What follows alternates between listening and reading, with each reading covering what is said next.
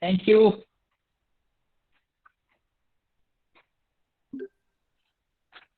Good evening, everyone. Today we have with us a young friend of ours, Dev Sharma, and the session is, called Passion Talks. Every Saturday evening, 8 p.m. We are here with our guest, and our guest vary, from ultra marathoners. We have had mountaineers, we have had Olympians, different sort of people always. Last week we had a Boston marathoner and a school director, and today we have a student. So a lot of variety.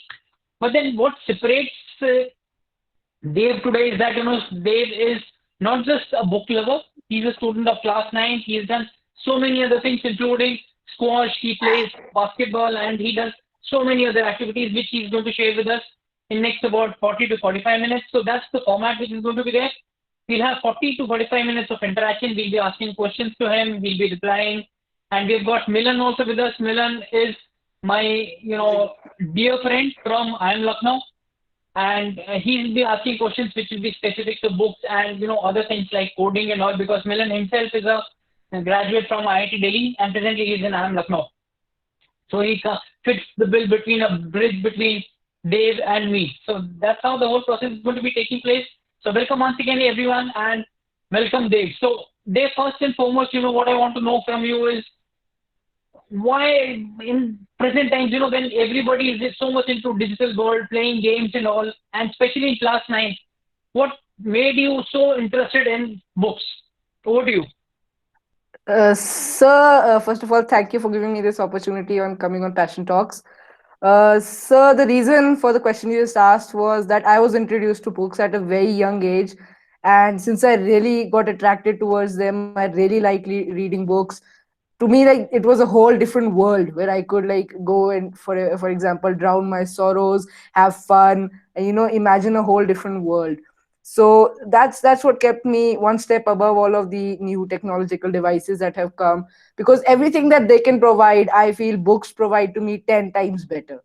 So that's what keeps me motivated to keep reading books above all of these extra technological things. Wonderful. In present times, once everybody is going towards technology, you are doing something else. But then it's not just the books. You have done a YouTube channel as well, which will be covering subsequently. But tell me, how did it all start? Which was the first book you remember having heard about from your parents? Because everybody starts once the parents introduce them to the books. So, which was the first the memories of books you have in your mind? So I've been reading books for quite a long time. So I think the first series or something I would have read was Noddy by Enid Blyton, which, if you're a parent, I would surely recommend that you would make your children read this at a very young age, because it is a really fun series and it's just really interesting. Wonderful. And I've heard you've read books like on epics, Mahabharata and Ramayana and all. How did Yes, sir. Yes, that sir. happen? How was that?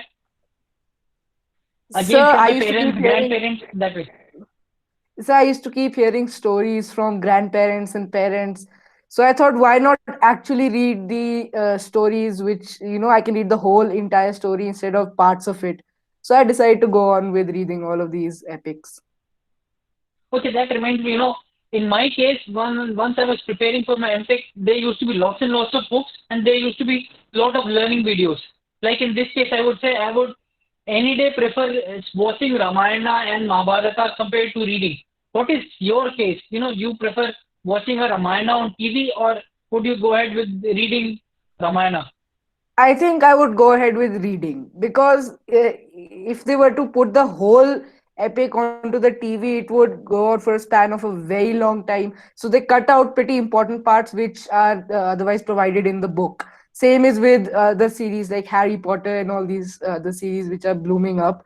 It's always better to read the book, because many important aspects are removed from the movies and the series that come on the television. Right.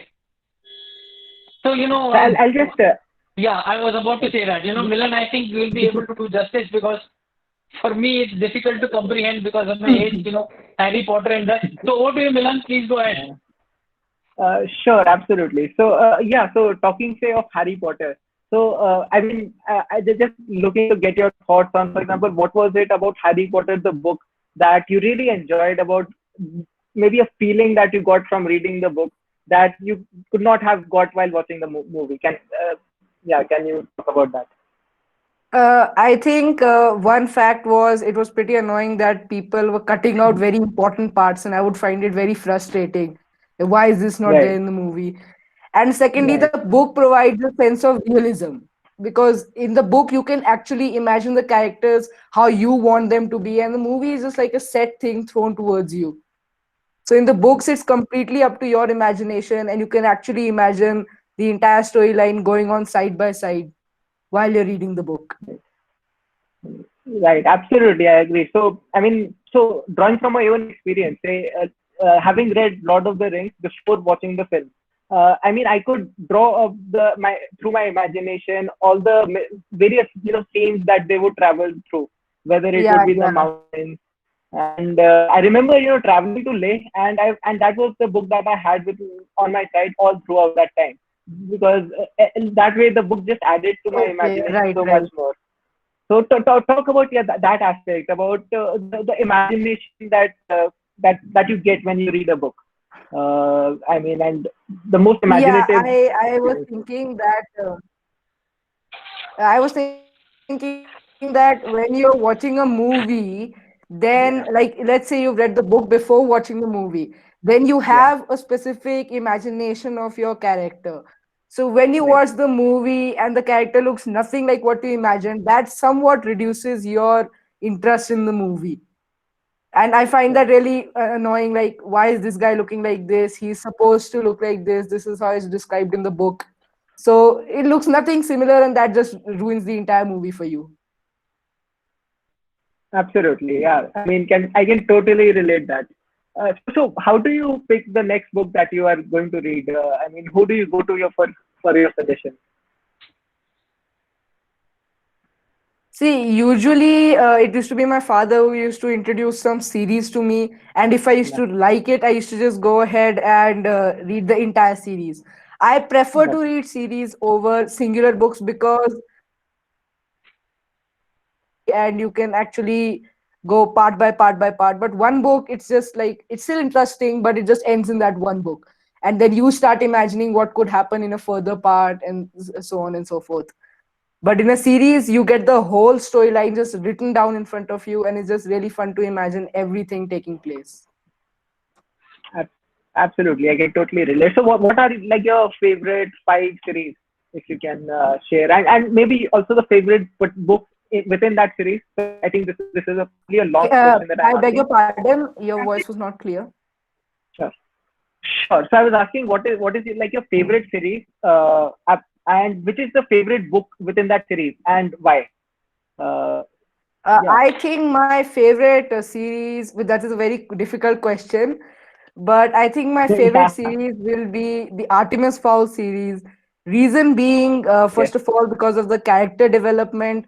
The author has described the characters in purely a completely realistic way, and you can actually imagine the characters in a proper, how they might look and so on and so forth. Because if the character is not properly described, then it's not really interesting to read the book.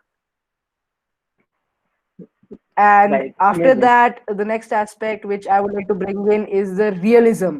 Because see, Artemis Fall is also completely character. The whole book is fiction. But the difference that puts a normal fiction book to one of my favorite fiction books is that you can actually imagine all of those magical things happening in front of your eyes. If the author can describe it in a way that you imagine that yes, there could actually be a new race out there who have hidden from us in such methods. If the author has described it like that, then you can actually imagine a new race of human beings living out there, but in a complete secrecy. So the realism and the realistic feel is something that I really like. And also in the Artemis Fowl series, it talks about a young kid who is a genius. Okay, and his plans are completely well drawn out, perfectly thought, and it's really fun to see when his plans come to fruition. So it's really, really interesting to read. Amazing. to read it. It's not only for kids, even adults can read it. So it's a really fun series. Amazing. That's amazing to know, man. So okay, so tell me about Ramayana. I mean, so what passage or what particular part of Ramayana do you like best? Because you said that you've enjoyed reading the two great Indian epics as well. Yeah, yeah. For I think in the epic Ramayana, I would prefer the end battle scene, like the part where Ram fights against Ravan. That is probably my favorite part because throughout the entire epic, it's after all kind of like a story only up till the point that it gets to the fight. You actually see, like, these great demons and gods fighting against each other, and it's really interesting how it's been described, and you can imagine those wars happening. And at the end, the entire story after the war is also very, very interesting. So overall, I like everything from the starting of the war till the end. Right. Amazing, amazing. Okay, so tell me one thing. So when I read books, occasionally, I mean, while reading a book, at times I might get so bored of it that I just stop reading that. Does that happen with you? I mean, while reading a particular book, you might just find a point at which you do not find it fun anymore. Does that Yeah, happen with yeah, you? yeah. Yeah, some books they just don't have that special aspect which I'm kind of looking Right, for. The right, aspect in which you really want to have the feel of the book. But right, I make it my priority while reading a book to actually read the book from starting to finish and not judge a book halfway, because you don't know how the ending is going to be. For all you know, the right, ending is going to be really amazing and it will really make you want to read the next book in the series. But if you leave it halfway just because it was boring, you'll never be able to discover the actual joy of reading that entire series. So when you are reading a series, it's always best to complete the entire book so that you can progress on to the next one. If it's a single book, then I would still recommend that you read it from starting to end.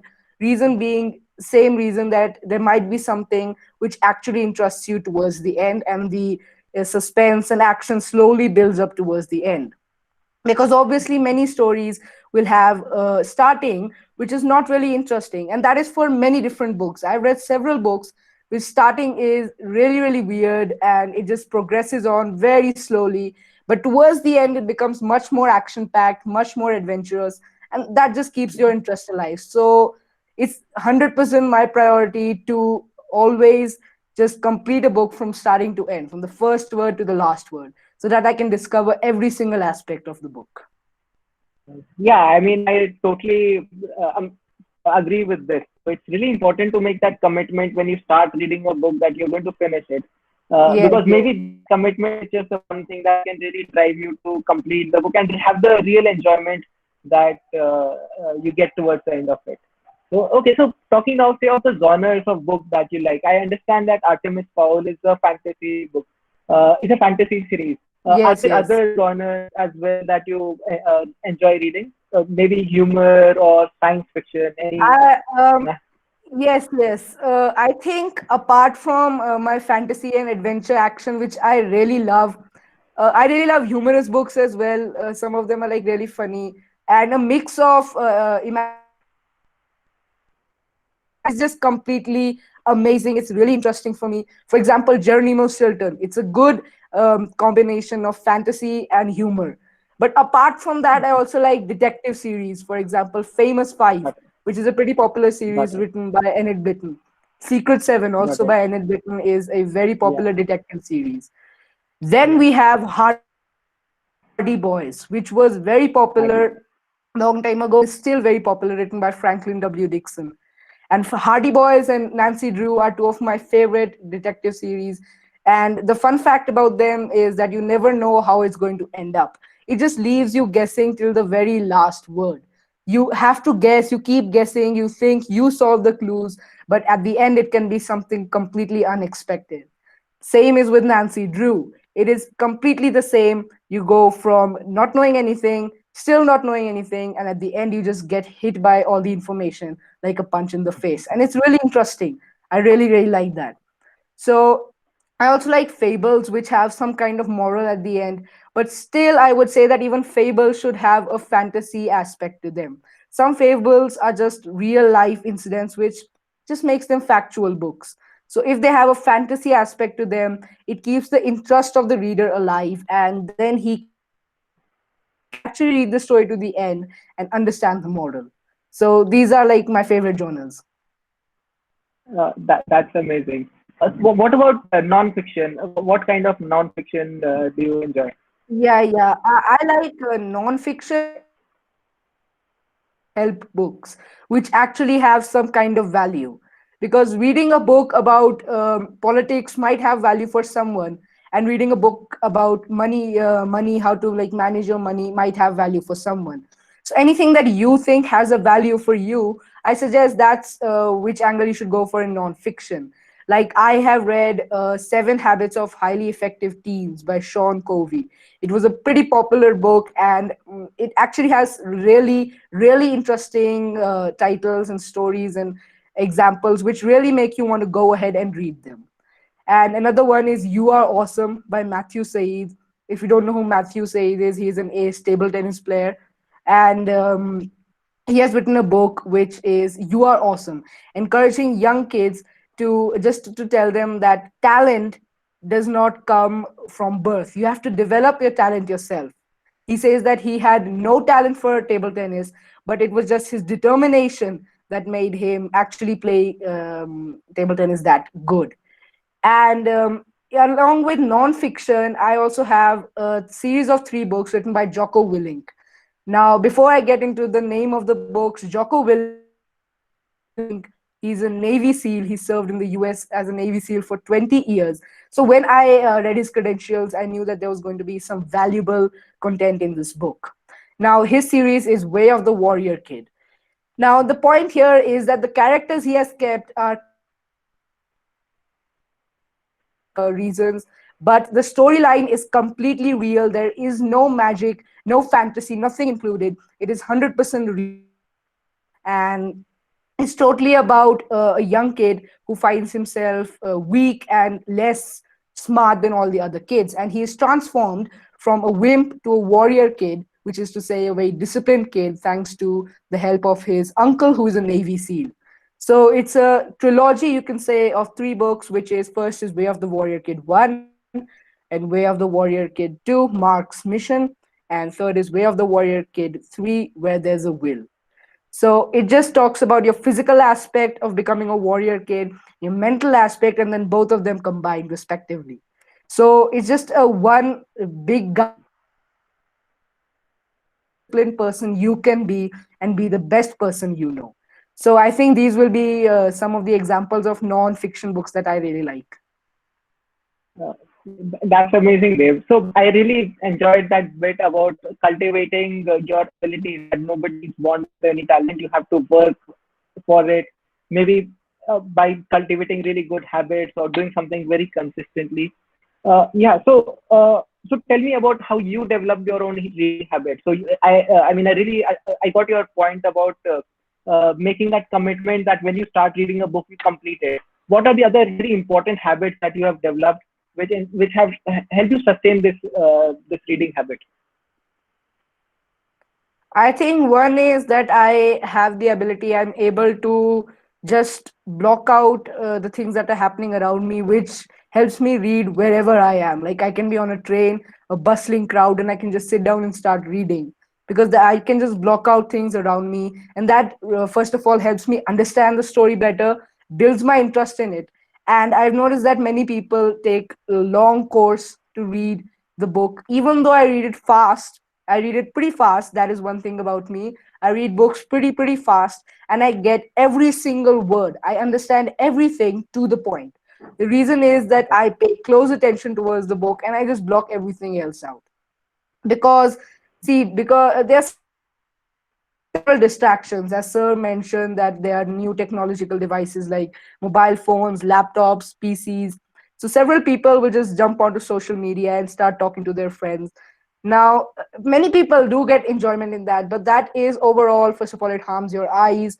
And for a kid to be on social media, it is not the best thing. So I have found my like what I really like. I really like reading books. So I managed to block out all of these things that come in, all type of distractions, people, And when I'm trying to read a book, I try to pay full attention towards it in that little span of time when I read the books, because obviously studies are much more important. So I find tiny little slots to try and fit in time to read books, and I pay close attention in those little slots so that I understand everything to the point. That's amazing. So tell me about your own writing journey. Have you, how, at what point have you started writing, and what do you write about?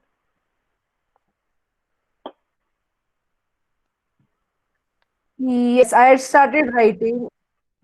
Yeah, I write about my exact favorite genre, as I told you, which is fantasy and adventure. It's a book basically for kids, but even adults can read it. I got motivated when I saw, these kids, they were writing stories. Their photos were coming in newspapers saying that a 13-year-old kid wrote a story, wrote a book, etc., etc. So I really wanted to do something. And since reading was one of my favorite hobbies, I decided why not write a book? And I would like think of a plot twist from one story and then try to fit it into my story, then say no, that's wrong, then try to mix it with another plot twist. So I would just try to write a story for young kids, but anyone can read it.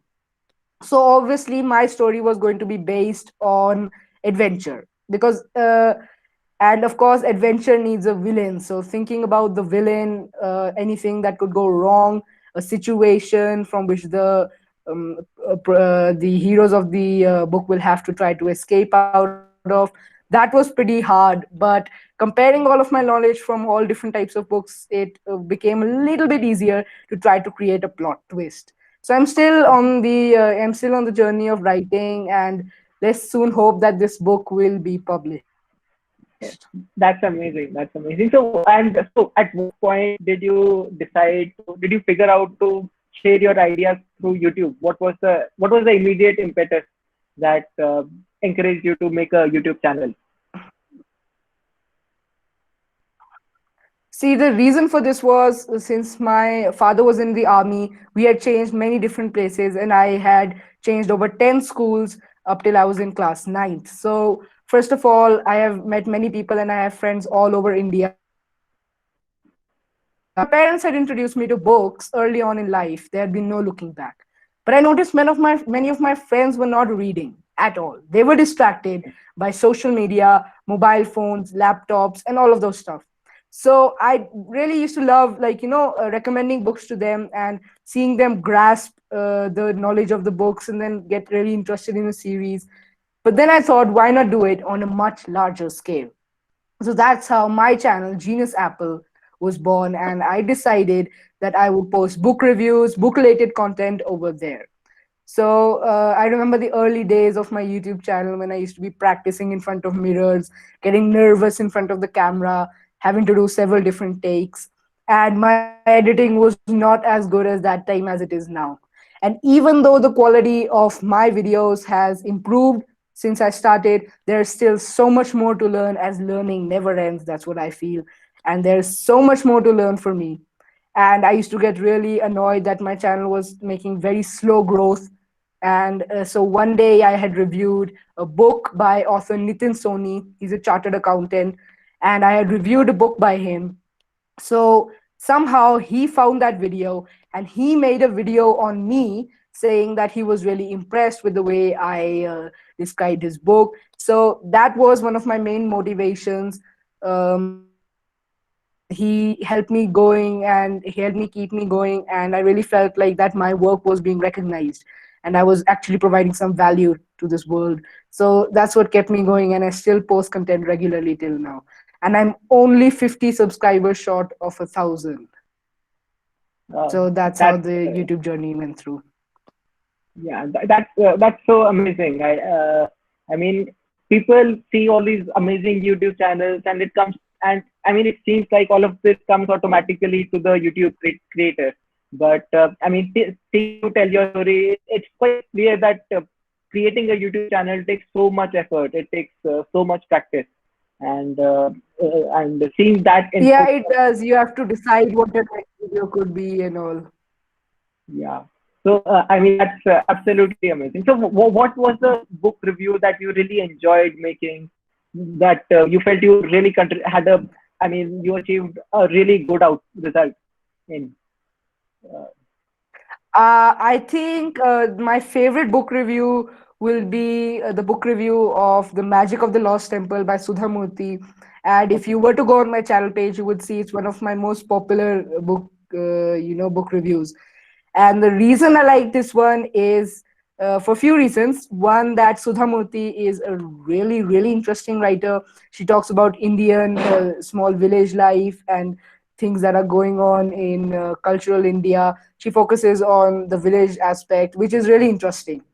And another reason is that the storyline of this book is pretty simple, but it is fiction, of course. But Sudha Murthy's books are always, really twisted, because when you start up reading the book, it is completely normal, but as you progress on, you actually can feel the magic of that book come towards you. In this book, it talks about a young girl who is living in the town with her family, and her mother has to go for some work and her father has to go for some work, so they leave her at her grandparents' house in the village. Over there, she learns about a legend about a magic pool, and it's really interesting the way the story builds on. And my favorite part about this is that, as you know, Sudha Murthy, she progresses on very slowly, because she has to include all parts of an ordinary life. Because Sudha Murthy's main tagline, I'm sure you've heard it, is ordinary people and extraordinary tales. So she has to portray them as very ordinary people, but the end result is something that is really extraordinary. So I would say that this is by far one of my favorite book reviews.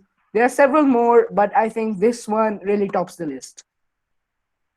That's amazing to know. So, I'll share the link to the review with the chat shortly. What are some of the biggest Yeah, fanboy right, right. moments that you might have had in meeting any authors at any point of time? So you said that you got to interact with Nitin Soni, and likewise you were telling about this event when you went to meet Ruskin Bond at Masuri. So tell us a little bit more about that experience. Yes, yes. What had actually happened was we had gone to Missouri. First of all, our main reason to go there was my main reason was to go there was to meet Ruskin Bond, but everyone Okay. else actually wanted to go there just for, like just to visit that high peak from Dehradun. It wasn't like a very long distance, and we really just wanted to go. There was a special place that we had in mind just to go and have a little trek up there on the mountain. But I knew that Ruskin Bond used to reside in Missouri. I had read it in several of my school books. So I really, really wanted to meet him. I had taken like three or four of my books just for his autograph on them. So it was really unlucky that we went in, and the lady at his house said that he had gone on that particular Saturday over to Dehradun from where we were coming. It was nearly evening, so we didn't have any choice but to go back without meeting him. The fun fact was he only used to go once in 15 days. So it was just my bad luck that I came on the day that he had gone. So that opportunity just slipped through my hands, and that was really, really, really sad for me. So, and as for the Nitin Soni aspect, it was just that I had made the video. It was a long time ago. I had made that video when I just started. It was like one of my fifth or sixth videos.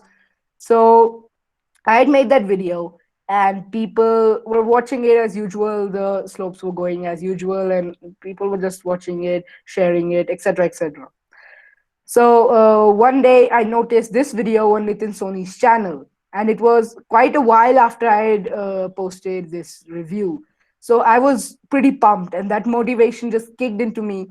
I really wanted to keep making content, just by seeing that someone like him could appreciate my content. And I'm pretty sure I was at that time that if one person can appreciate my content, why not thousands? Why not millions? I could really make a difference in this world and get people into reading new books. As I said, the aim of my channel is not to review a particular book.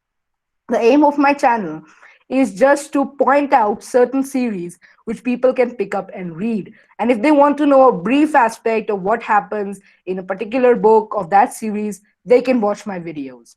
For example, if I make a book review on the Artemis Fowl series, then a person who doesn't know who Artemis Fowl is can easily come to know about that, search it up on the web. And if he wants a proper detailed book review of how the storyline progresses before he buys his book, then he can watch the videos. So that was my main motivation. That's that's so amazing to know. So, tell us about the Indian legends that you like to read about. We talked about Ramayana and you've talked about Mahabharata.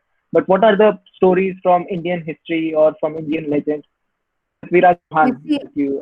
yeah, I have read, tales of legends like Prithviraj Chauhan and Yeah. kings of old times. There come those books which I think are of Amar Chitra Katha. They have pretty nice illustrations with the storyline is actually pretty true. So I like reading those as well as Ramayana and Mahabharat. See, the Mahabharat is one that I find particularly interesting above all of these. The reason is that these books, the entire series of Mahabharat, has this twist to it. Because, like Ramayana, it just progresses on, it's straightforward. Uh, Mahabharat is like it's all twisted. As you, if you know even some of the stories, you can tell that there was lots of cheating going on in the background. What I can conclude is Ramayana teaches you how to lead life, and Mahabharata teaches you how not to lead life. There was lots of cheating, warfare, betrayal of families. That's not how you should lead life. But in Ramayana, Ram was the perfect character. He was helpful, humble, modest. That's how you should lead life. And reading tales of legends like Prithviraj Chauhan and the Mughal Empire, Akbar, and all of these, it's just really interesting. Maharana Pratap, and it's just really interesting to know the history of our nation, because right now as we are, I even if I try, I cannot imagine us being like that, and we've progressed on to as we are right now. So of course we have to put in the technological development, but it is really interesting to know about our cultural heritage and our history. So I really love these kind of books.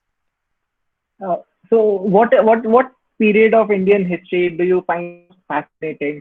What part of Indian history?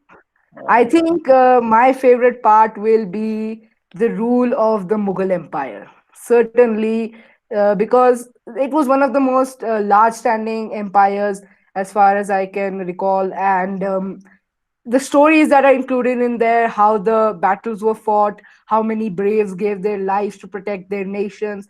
I would even prefer the part where Mughals are usually the enemies, because it was such a huge empire, and to see small kings stand up to it was a really big act of bravery.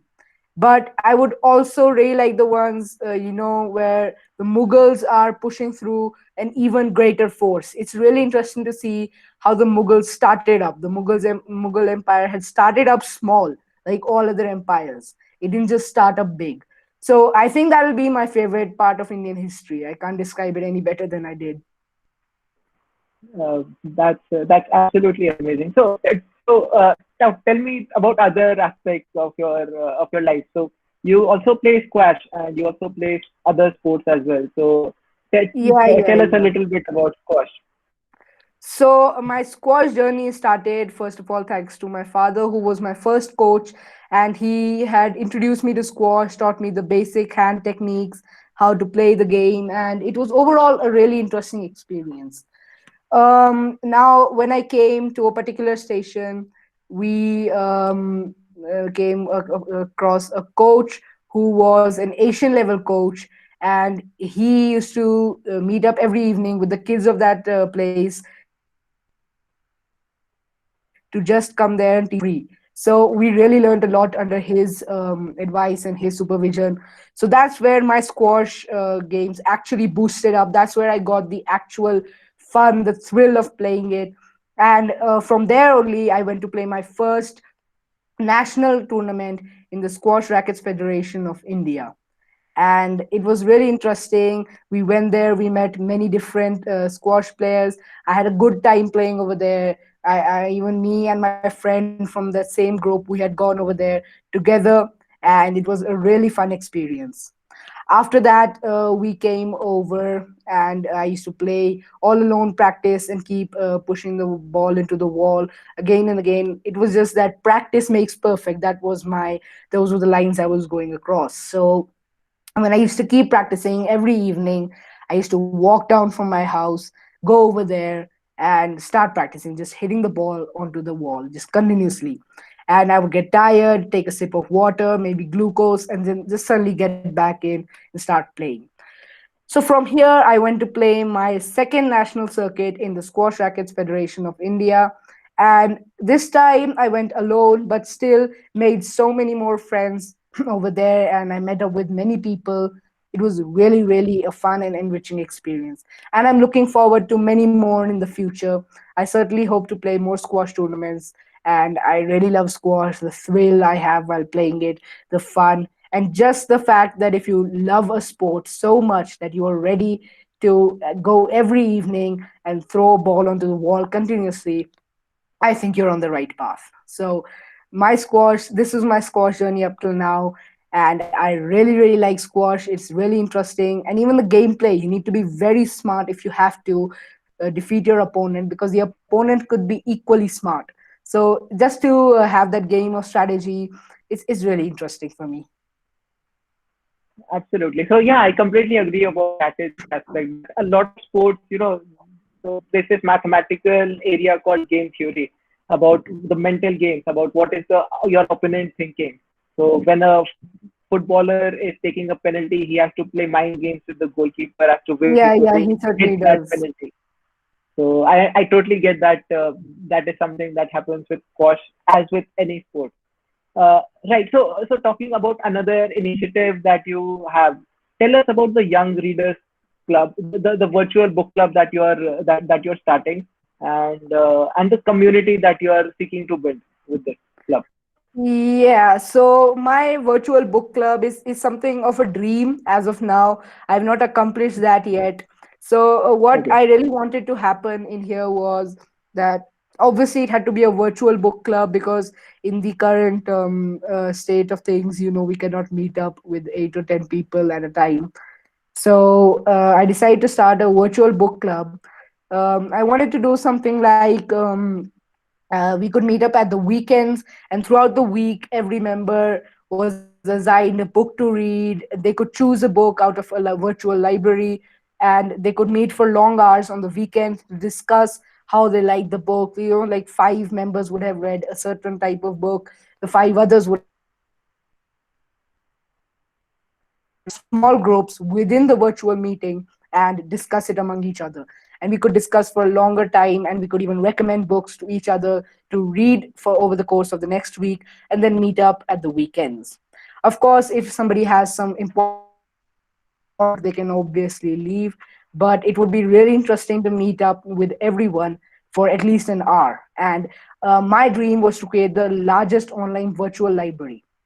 And as for the people I would include in it, I would say that anyone is able to join, anyone who has a love for books, anyone who really likes to read can easily come in and join. As of now, I would love to include all the members from the Genius Apple community, as they have supported me and have really helped me out on my journey on YouTube. So they are all welcome, and everyone else can join in on this virtual book club. So I would have over 100 participants. It would be wonderful.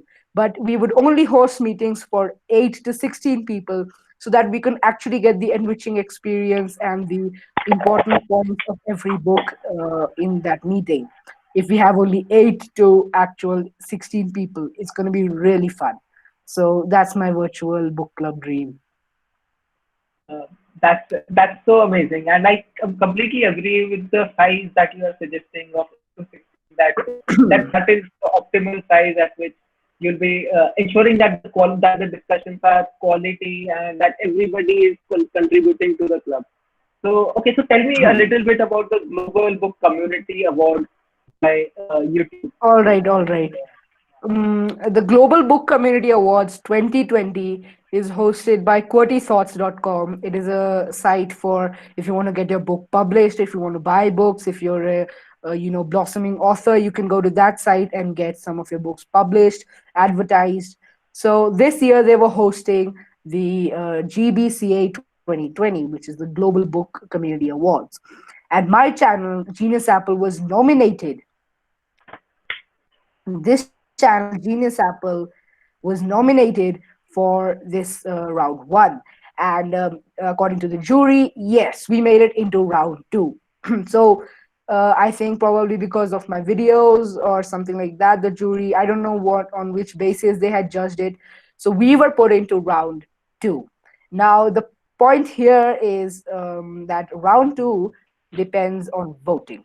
So this was actually the journey. GBCA has been hosted by QWERTY Thoughts, which is, after all, an Indian site, and everyone can access it. There are over 30 countries which are taking part in this tournament, in this competition, and it is going to end at around 29 September. So I'm keeping my hopes up for that. Absolutely. So you definitely have our support for that. Right. So Milan, just one thing. sure, sure. Yeah, so Dave, I would request if you can share the link here, because people who want to subscribe to it, or can like on that channel, they'll be able to do that. So I'll request all the viewers, in case you have any questions, you feel free to write it in the chat box. We'll be taking subsequently. And other thing is, we'll request Dave to give details of his YouTube channel, as well as, yeah, Milan has already given the detail of the channel. Thank you. And the detail of the, how to vote for your thing for the global community challenge, which is there. Right. So that's so nice. Milan, over to you. Sorry. Go ahead.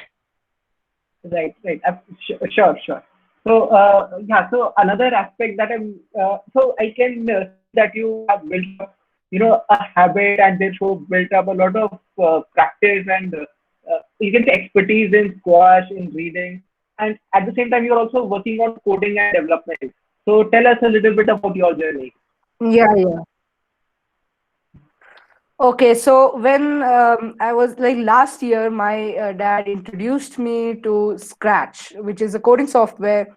It's a little bit, it's about the basics, how to code, and Scratch is really, really interesting. I've been doing Scratch for over a year now, nearly a year. It's about to be 12 months, and I've made several projects over there, including a multiplayer version of games which I have created over there, and several people from across the world can come over there and play it. So I would also recommend that people should move on from Scratch to Python. Now, the reason I'm saying this is not because Scratch is not capable. Scratch has a wonderful debugging engine. It has a wonderful script, and it's pretty easy to write code. You don't even have to type in any code. They are just ready set blocks, and you just need to have beautiful mathematics, which is really important. If your mathematics is not strong, then making a good project on Scratch is very difficult. The reason I would like you to switch over from Scratch to Python or Java or C++ is that we need to switch over, because Python has more job opportunities. It is more widely used in the is much more widely used in creating websites and apps which actually have blossomed out. I personally am on Python, and I even studied a tiny bit of Java, and HTML was part of a little bit of our syllabus in school, so I have a tiny bit of knowledge of that. But currently I'm focusing on Scratch and Python. Scratch is 100% capable, and it is as capable as Python, I feel. Python has its perks. It has a better, engine. It has a better running engine. It has better typing of scripts, and better execution of your commands, and even the starting points to the ending points. They are pretty easy, but they are hard to understand. That's all I can say, because Scratch is pretty easy to understand. You need to have good calculation. But on Python, you need to have good typing skills, and you can't mess up even a little bit of code thanks to me. But that doesn't happen on Scratch. But Python is super easy to learn compared to C++ and JavaScript. So I would recommend Python or Scratch, which are two of my favorites. but any other will also work out. So I think that's as far as my coding journey has taken me up till now. But Scratch has been a really big stepping stone for me. I really like it, and I'm not going to leave it anytime soon. As well as progressing on to Python, which is super, super simple. So that's my coding journey up till now. That's amazing. So I kind of remember Scratch from Professor David Malin's lecture from Harvard University. Uh, I mean, if you have seen those lectures, they are available on YouTube, and he's got lectures called Introduction to Programming, and Scratch is where he starts his lectures from, and then he progresses onwards to Python to JavaScript. So those are really amazing lectures. So if you get the time, I would definitely suggest that you or the Yeah, yeah, I'll certainly check them out. I really love lectures like this. right. So yeah, so it's an MIT project. So yeah. So Yeah, scratch.mit.education, that's its link. absolutely. So I'll just share the link shortly. Uh, right. So all right. So what are the next projects that you want to take up? I mean, so okay, from my understanding, I really admire the fact that you have over time inculcated habits, and you've developed your proficiency in each of these things. What are the other exciting challenges that you want to take up going forward? See, one of the my from my angle, and the coding angle, one of my most like one of my dreams is to create an app, and an app which people will come to know about. And to actually do that, we need to move into several different coding softwares to compile all of our knowledge into one entire app which people will use. It's pretty easy to use, but people should have fun in that app. It can be any type of app. It can be a game. It can be a an app that helps people out, helps people to read. It can be a translation app, any type of app. As for new projects that I would like to pick up, I think maybe filmmaking is one which I would like to progress on a lot further.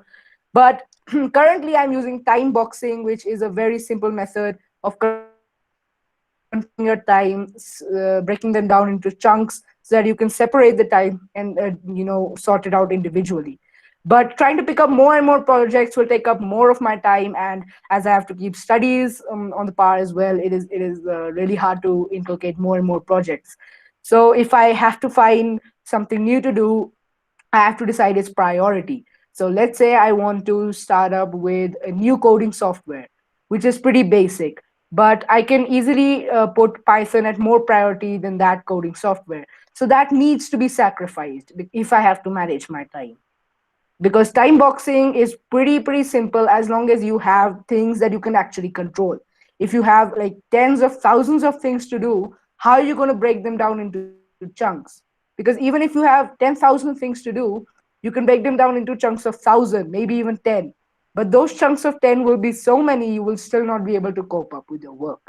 So I think as many projects I have right now are enough for me. And if I ever need to do something which is of higher priority, I'll have to sacrifice one of my current projects. So that's my current thoughts on this. Right. I mean, I totally agree with your thoughts there. So, okay, so we are getting a couple of questions. I mean, a lot of. Milan, one So sec. one, sure, Just one bigger. Dave, you have a few pictures, you have shared the journey. Let's have a few pictures if you have, you were saying you'll be having a few pictures about your journey. So it will be nice if you Yes, sir. can Yes, share sir. your screen. Yes, sir. Milan, over to you. Side by side, you can ask anything, whatever is there. sure, sure.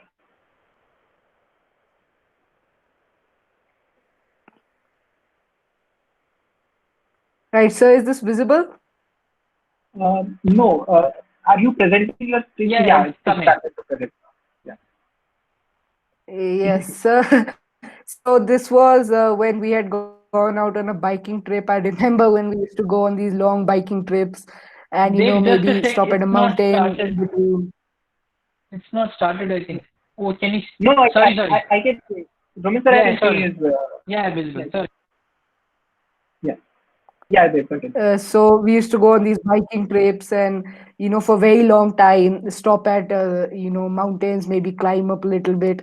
So it was really interesting. And I used to really have this fun experience, riding through the entire road and, seeing cars coming by and experience. And long road biking is even more fun. So maybe I would recommend somebody to try it. Now this was this was me in my NCC dress when we had gone one day for our NCC program in school, and it was actually pretty interesting, and I really liked it.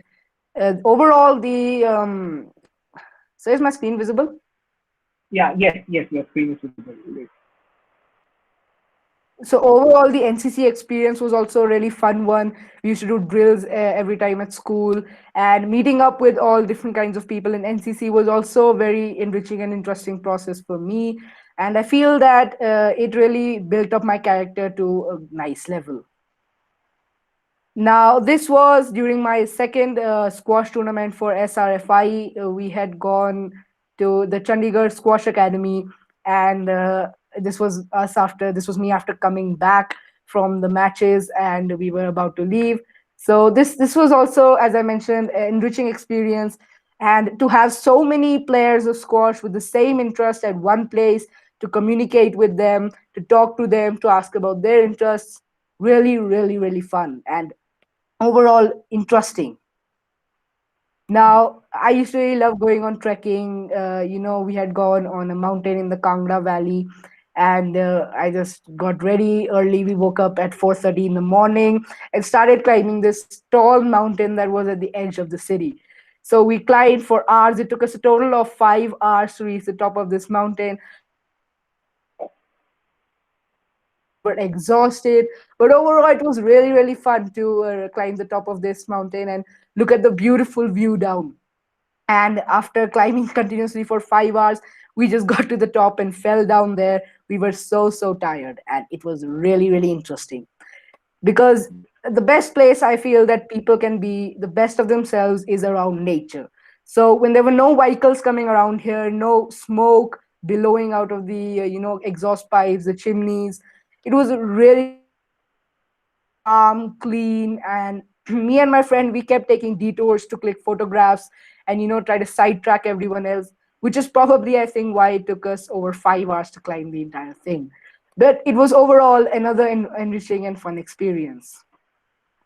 Now, this was during my very first squash national tournament we had. This is also after we completed our entire session of playing. So we had just completed. It was really fun. I had gone up against a good opponent, and we were just leaving when my father snapped this photo. Now, if you see in my hand, I think it's just about visible at the left corner. I was holding glasses. Now, the problem is that when you go to a championship in squash, you need to have protective glasses on your face in case you get hit by rackets or the ball. So you need to have something covering your eyes. That was really hard for me because I was wearing specs, and there were no precise goggles and glasses made for specs unless you had to go outside to get them.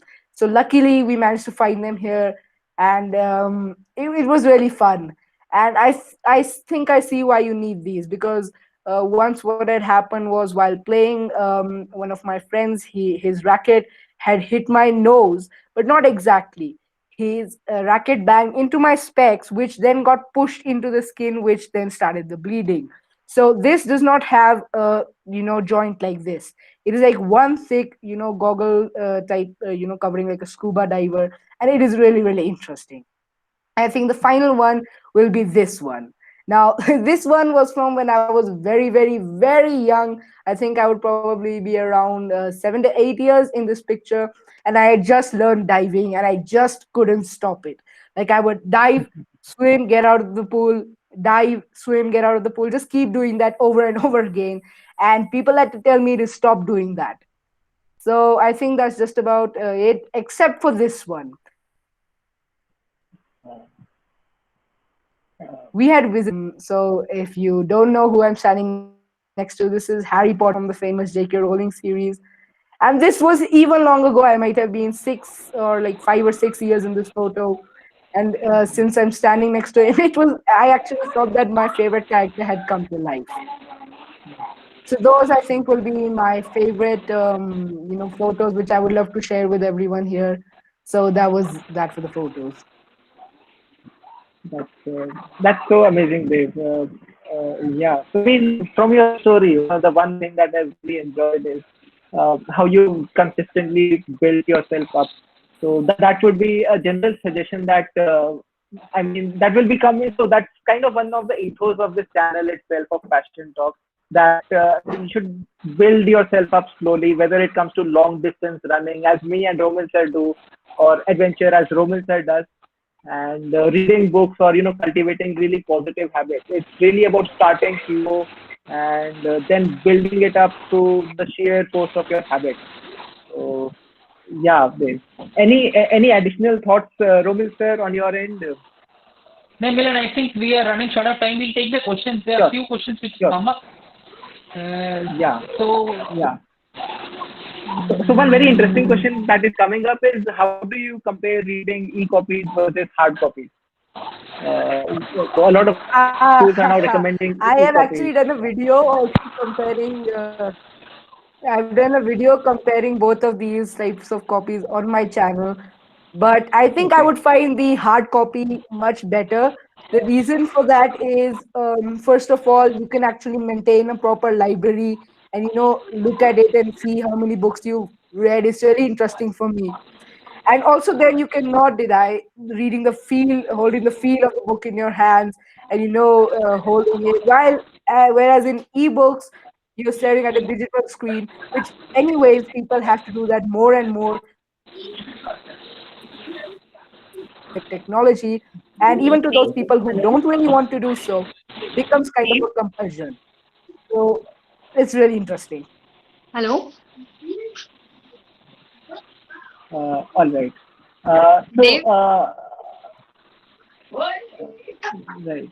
So, Acha, so where do you see yourself 10 to 15 years from now? I mean, what career do you see for yourself? Or, I mean, what particular passion do you see yourself following 10, 15 years from now? Yeah. In my just eyes, one sec. I'll request viewers to please keep it on mute, because otherwise it's causing a disturbance. If you have questions, you can please write in the chat box. Yeah, it's better now. Yeah, Dave, over to you. my dream is to actually become an aeronautical engineer in ISRO. So I want to go into the Indian Space Research Organization and probably put man on Mars, which if it's not accomplished by my time, then that's my aim. Otherwise, I might even send man further than ever thought. So that's my dream, and I would really love to be a part of the Indian Space Research Organization, which and I would be in the the part where you design the rockets, the propel, the force, the thrust. All of that is really interesting to me, and I really really want to be a part of this. That's amazing. So another question that is coming in is, how would you suggest that young adults start reading? I mean, it's for somebody who's not very used to reading. Reading may not come as easily as it is for you Yeah, right yeah, now. yeah. So, how would you suggest people start? See, obviously, if you're a parent, then it's always best to introduce your kids at a very young age so that you can see the type of books they might like, and they can develop their interest from a very young age. But for young adults and adults, I think it's always best to start small. Like, we should not go into the big league writers like Roald Dahl. We should always start small, like Ruskin Bond, Sudha Murthy, who's the language they use is super easy and super interesting. And it's always best to pick up the genre which you will like. It's not like everyone else is reading fantasy and fiction, then it's necessary for you to like fantasy and fiction. You can always like the genre of your choice. So even if you're reading small short stories which are non-fiction, it's reading. and that's the genre you like, and that's what you will get interested in. So my advice to anyone who wants to start reading is just to read. Just experiment with lots of different genres until you find your mix, find your genre, and then go on in that direction and keep on reading. Because once an interest is developed, there's nothing that can stop it. So all we have to do is just keep that interest alive and create it.